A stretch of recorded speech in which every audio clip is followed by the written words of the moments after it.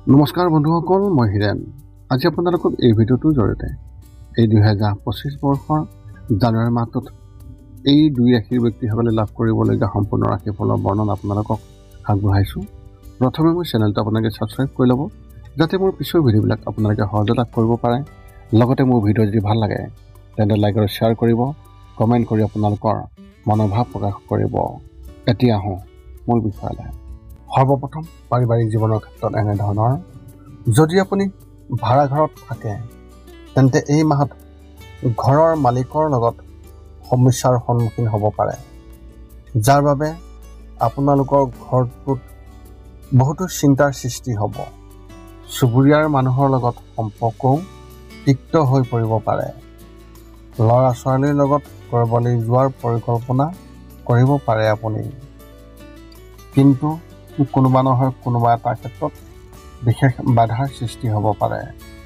ঘৰলৈ আত্মীয়সকল আহিব আৰু তেওঁলোকৰ লগত কিছু সময় আপুনি কটাব পাৰিব।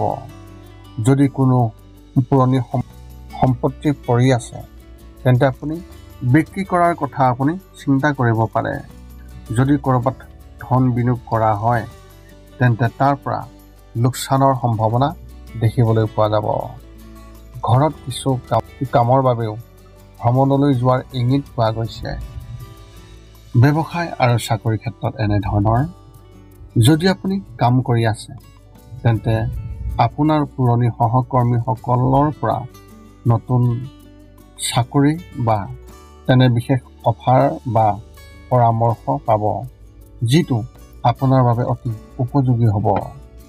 কিবা কাৰণত আপুনি আপোনাৰ বৰ্তমানৰ চাকৰিটোৰ প্ৰতি আগ্ৰহ কম অনুভৱ কৰিব পাৰে আৰু আনকি ইয়াৰ প্ৰতি মোহ ভংগও হ'ব পাৰে। ইয়াৰ লগতে আপুনি আপোনাৰ ছিনিয়ৰ অফিচাৰ বা যি বছ, তেওঁলোক আপোনাৰ পৰা সুখী যেন নালাগিব।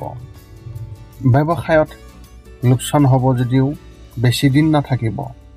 বজাৰত নতুন বন্ধুত্ব গঢ়ি তুলিব, যাৰ ফলত আপুনি ভাল কাম কৰিব পাৰিব। টকাৰ সৈতে যি সংঘাত, সেই সংঘাত কৰাৰ সময়ত সাৱধান হওক, অন্যথা লোকচান হ'ব পাৰে। শিক্ষা আৰু কেৰিয়াৰ ক্ষেত্ৰত এনেধৰণৰ, যদি আপুনি স্কুলত আছে তেন্তে এই মাহত আপোনাৰ মনটো পঢ়া শুনাৰ লগতে অন্যান্য সৃষ্টিশীল কামতো কেন্দ্ৰীভূত হ'ব। আপুনি আপোনাৰ আগ্ৰহ অনুসৰি কাম কৰিব আৰু ইয়াত আপোনাৰ দেউতাকৰ পৰাও বিশেষভাৱে সমৰ্থন পাব। যদিও কিছু সময়ৰ বাবে বিভ্ৰান্তি থাকিব। যদি আপুনি অধ্যাৱসায়ীভাৱে কাম কৰে তেন্তে পৰিস্থিতি উন্নত হ'ব। কলেজীয়া ছাত্ৰ ছাত্ৰীসকলে এই মাহত নিজৰ কেৰিয়াৰৰ প্ৰতি অধিক গুৰুত্ব দিয়াৰ প্ৰয়োজন আছে।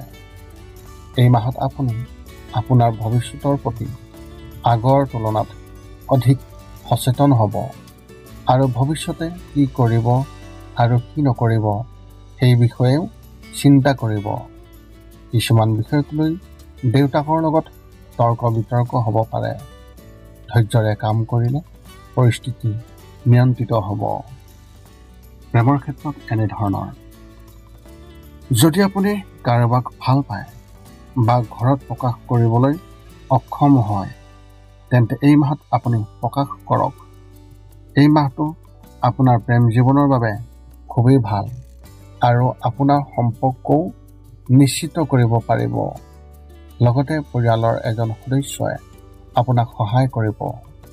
যদি আপোনাৰ বিয়াৰ কিছুদিন হৈছে তেন্তে আপোনাৰ পত্নীক বা আপোনাৰ স্বামীক লৈ মুকলিকৈ সন্দেহ অনুভৱ কৰিব। এনে পৰিস্থিতিত আমি আপোনালোকক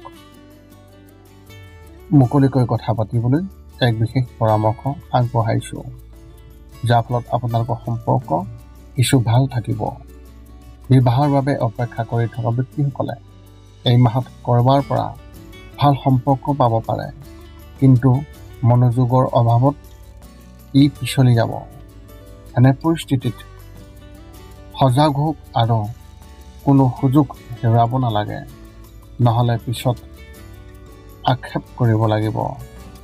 স্বাস্থ্যৰ ক্ষেত্ৰত এনেধৰণৰ মাহৰ তৃতীয় সপ্তাহত পেটৰ লগত জড়িত সমস্যাই আপোনাক আমনি কৰিব আৰু খাদ্য খোৱাৰ ইচ্ছাও নাপাব। ইয়াৰ বাবে যদি আপুনি ৰাতিপুৱা 2 গিলাচ গৰম পানী খোৱাৰ অভ্যাস গঢ়ি তোলে তেন্তে আপুনি পৰিস্থিতি ঠিকেই পাব। ইয়াৰ লগতে শুই উঠাৰ পিছত হালধি মিশ্ৰণৰ গাখীৰ আপুনি খাবলৈ চেষ্টা কৰক। কিবা এটালৈ আপুনি মানসিকভাৱে চিন্তিত হৈ পৰিব পাৰে।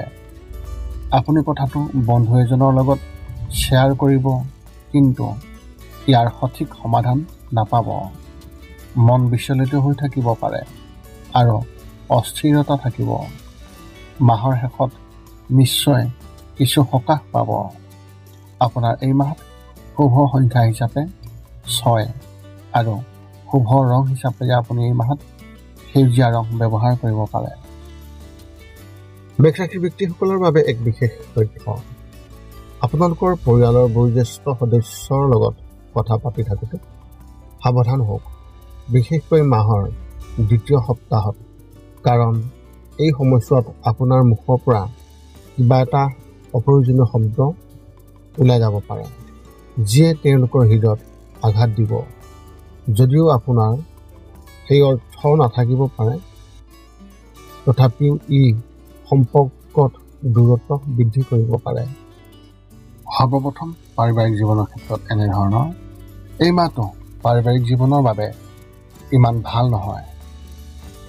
যদি আপোনাৰ কোনোবা সৰু ভাই বা ভনীয়েক আছে তেন্তে তেওঁলোকৰ লগত আপোনালোকৰ মত বিৰোধ হ'ব পাৰে, যাৰ ফলত তেওঁলোকৰ মাজত তৰ্ক বিতৰ্ক হ'ব।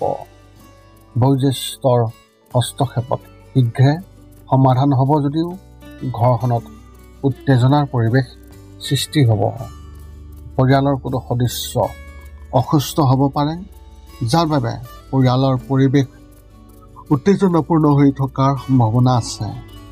যদি কোনোবা সদস্যই নতুন চাকৰি পাইছে তেন্তে সেই চাকৰি কাঢ়ি নিব পাৰে। এনে পৰিস্থিতিত নিশ্চিতভাৱে নিজৰ লগতে ঘৰৰ সকলো সদস্যক এবাৰ চকু ফুৰাওক। ব্যৱসায় আৰু চাকৰিৰ ক্ষেত্ৰত এনেধৰণৰ ব্যৱসায়ৰ ক্ষেত্ৰত নিশ্চয় লাভ পাব, কিন্তু খৰচো বাঢ়িব। যদিও আপুনি কিবা এটা কৰাৰ কথা ভাবিব পাৰে, তথাপিও তাত বহুতো বাধা আহিব। এনে পৰিস্থিতিত আত্মবিশ্বাসৰ অভাৱ হ'ব আৰু একে সময়তে আপোনাৰ শত্ৰুৱেও আপোনাক ক্ষতি কৰিবলৈ কঠোৰ চেষ্টা কৰিব পাৰে। কাম কৰি থকা ব্যক্তিসকলে এই মাহটো তেওঁলোকৰ স্বাভাৱিক হ'ব আৰু কোনো সমস্যা নহ'ব। মাহৰ আৰম্ভণিতে কামৰ বোজা অলপ বেছি হ'ব যদিও লাহে লাহে তাত সকাহ আহিব। অৱশ্যে মাহৰ শেষত আপুনি আপোনাৰ কামৰ বাবে উৎসাহ পাব। শিক্ষা আৰু কেৰিয়াৰ ক্ষেত্ৰত এনেধৰণৰ যদি আপুনি অধ্যয়নৰ কোনো নতুন পাঠ্যক্ৰম কৰাৰ কথা ভাবিছে তেন্তে এই মাহতে আৰম্ভ কৰিব। আৰম্ভণিতে কিছু সমস্যা হ'ব যদিও লাহে লাহে সকলো ঠিক হৈ যাব। শিক্ষকসকলে আপোনাৰ কামত সুখী হ'ব আৰু কেৰিয়াৰৰ লগত জড়িত কিবা এটা আপোনাৰ মনত আমনি কৰিব, কিন্তু কাৰো আগত আপুনি শ্বেয়াৰ কৰিব নোৱাৰিব। আৰ্থিক সমস্যা হ'ব, কিন্তু বন্ধু বান্ধৱীৰ পৰা সহায় পাব। পঢ়া শুনাত কিছুমান কথাৰ সন্দেহ থাকিব। ছিনিয়ৰসকলৰ পৰাও আপুনি সমৰ্থন পাব। প্ৰেমৰ ক্ষেত্ৰত এনেধৰণৰ যদি আপুনি প্ৰেমৰ সম্পৰ্কত আছে তেন্তে এই মাহত আপোনাৰ আকৰ্ষণ আন কাৰোবাৰ ওপৰত পৰিব পাৰে আৰু আপুনিও হয়তো তেওঁলোকক আপোনাৰ হৃদয় দিব পাৰে। ইয়াৰ ফলত আপোনাৰ সংগীৰ মনত সন্দেহৰ সৃষ্টি হ'ব আৰু সম্পৰ্কত দূৰত্ব বাঢ়িব। কোনো এটা বিষয়ক লৈ বিবাদ হ'ব পাৰে। বিবাহিত পুৰুষসকলে নিজৰ সংগীৰ সৈতে ৰোমান্টিক ঠাইলৈ যোৱাৰ পৰিকল্পনা কৰিব পাৰে। কিন্তু শেষ মুহূৰ্তত কোনো সমস্যাৰ বাবে পৰিকল্পনা বাতিল হ'ব পাৰে। বিবাহৰ বাবে অপেক্ষা কৰি থকা ব্যক্তিসকলে হয়তো নিজৰ বাবে নতুন জীৱনসংগী বিচাৰি পাব আৰু তেওঁলোকৰ লগত অতি সুখী যেন লাগিব। স্বাস্থ্যৰ ক্ষেত্ৰত এনেধৰণৰ শাৰীৰিকভাৱে আপুনি সম্পূৰ্ণ সুস্থ হ'ব আৰু কোনো ধৰণৰ সমস্যা নহ'ব। কিন্তু যদি আপুনি ডায়েবেটিছৰ সমস্যাত আছে তেন্তে নিজৰ যত্ন লওক আৰু বজাৰৰ খাদ্য একেবাৰে নাখাব। মাহৰ মাজভাগত কিছু সময়ৰ বাবে ডিঙিৰ লগত জড়িত সমস্যা হ'ব যদিও সোনকালে আৰোগ্য হ'ব। মানসিকভাৱে মাহৰ আৰম্ভণিতে অস্বস্তি অনুভৱ কৰিব আৰু কিবা এটা চিন্তাত পৰিব। ইয়াৰ বাবে যদি আপুনি দৈনিক ধ্যান কৰিবলৈ চেষ্টা কৰে তেন্তে আপোনাৰ মনটো শান্ত হৈ পৰিব। ৰাতিপুৱা সাৰ পোৱাৰ পিছত বা ৰাতি শুই থকাৰ সময়ত ধ্যান কৰাৰ অভ্যাস কৰক। আপোনাৰ এই মাহত শুভ সংখ্যা হিচাপে 2 আৰু শুভ ৰং হিচাপে আপুনি এই মাহত কমলা ৰং ব্যৱহাৰ কৰিব পাৰে। বিশেষী ব্যক্তিসকলৰ বাবে এক বিশেষ তথ্য আপোনালোকক আগবঢ়াইছোঁ। মাহৰ 4ৰ্থ সপ্তাহত ঘৰত কোনো ডাঙৰ বস্তু ভাগি যোৱাৰ সম্ভাৱনা বা চুৰি হোৱাৰ আশংকা দেখিবলৈ পোৱা গৈছে। গতিকে ৰাতি শুই থকাৰ সময়ত সজাগ হওক আৰু শোৱাৰ আগতে সাৱধানতা অৱলম্বন কৰক আৰু সকলো বস্তু ভালদৰে সঠিকভাৱে আছেনে নাই তাক আপুনি পৰীক্ষা কৰি চাওক। লগতে ঘৰত যিকোনো ডাঙৰ বস্তু তুলি লোৱা বা আপুনি লওঁতে অলপ সাৱধানতা অৱলম্বন কৰাটো অতি প্ৰয়োজন হ'ব বা আপুনি তাক লৰচৰ কৰোঁতে তথাপিও আপুনি সাৱধান হ'ব লাগিব।